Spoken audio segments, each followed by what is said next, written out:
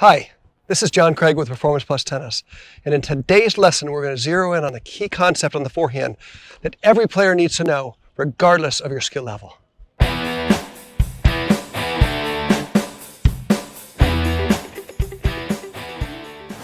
You know, it is often said that the forehand is the easiest shot to learn and yet the hardest shot to master. And the reason for that is there's so much freedom in the forehand movement. So the key element that we need to focus in on at every level is the contact point and the timing of the swing to get to the contact point the right way. And if you get that down, you will be able to generate easy power, have control, generate spin, and do all the things we see great players do. So we have to identify and know right where the contact points are. And there is another video here on my YouTube channel that details the contact points on the forehand. So I highly recommend you check that out, and we will reference that at the end of this video. But in this lesson, we're going to talk about how we time onto a ball to be able to get that contact point every time. So all the advice we get as tennis players, get prepared, have a unit turn, stay balanced, all these things, watch the ball, whatever the grips are all designed to help us get to the ideal contact points on all of our shots. But what is equally as important as knowing where your contact points are is the skill of being able to swing the racket so you can time on the ball correctly. And so we're going to work on what timing is in today's lesson and how you can use your timing skills to get to contact and through contact more consistently. But what is timing? Well, timing is really defined as the interval of time between when the racket begins to make its move to the ball and then when it makes contact. And so when you're playing tennis, we want to make sure that you set up and you go slow, and when the racket's moving slowly, you have the option to accelerate the racket and adapt to the ball and create much better timing. So one of the things we want to do is have a fluid swing that begins slowly and the racket's traveling. It's not stopped, but it's traveling while you're measuring, and then you take the ball. And so that is very, very important that you're going slow, because slow leads to quick, and quick is where you're going to time onto the ball. So the key skills that all great players are able to do is anticipate and track a ball accurately and then prepare to receive the ball before it enters the bounce. When you're able to do those two things really well, it gives you the opportunity to set up, measure, start moving the racket slowly, and then time onto the ball.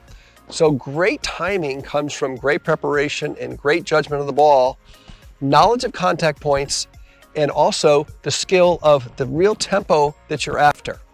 What we see in club level tennis oftentimes is players that don't have an understanding of swing tempo, and then they may or may not know where the contact points are, but either way, they're not able to develop consistent contact.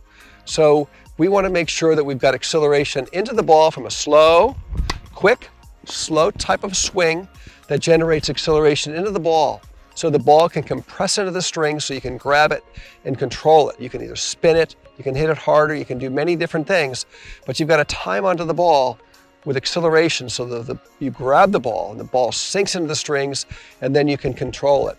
And that really comes from the swing tempo that you're after, that we see all great players have. So how do we develop great tempo and great timing?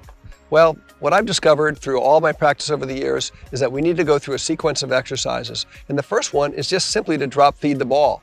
So I turn and I get set up, I've got my racket up, extend the left hand with the ball, and I just go slow, quick, slow, slow, quick, slow. And in this drill, I'm setting the ball in my ideal contact for a medium height forehand, and just coming onto it, slowly dropping and then accelerating out through the ball. And if you get the feel of that acceleration, the ball will start to sink into the strings. You get that great popping sound that we want to get, and that's the first thing that we want to master. The next step is to receive balls in a controlled manner. So if you have a practice partner who will feed you balls with control, you can really work on this skill as you're receiving the ball. Comes in slow.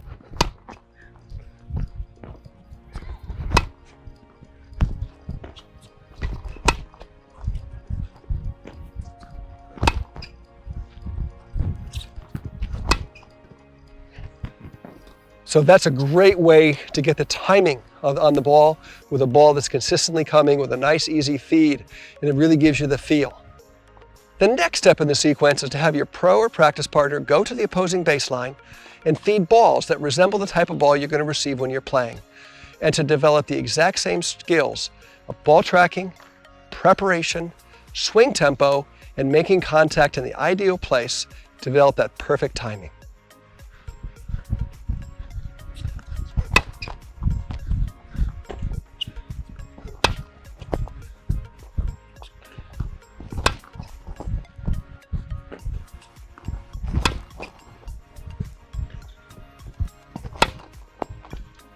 And the final step in developing these skills is to put it in play in a live ball situation where you're actually working on, again, the tracking, the preparation, the timing, the swing tempo in a controlled manner where you're really, what I recommend is really forehand to forehand cross court at first and get started with that until you really get the feel of it and apply that great tempo to get your timing just right on the ball.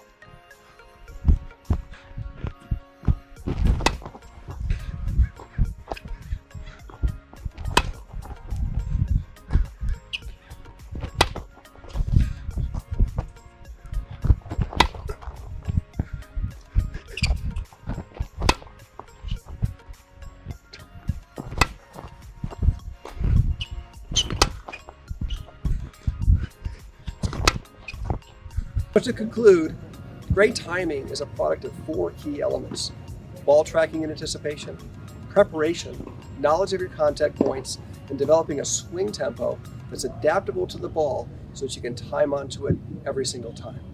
I hope you really enjoyed and benefited from this video today. Thank you for watching. We'd love to see your comments down below. Feel free to subscribe to our YouTube channel, give us a like, and we'll see you in the next video.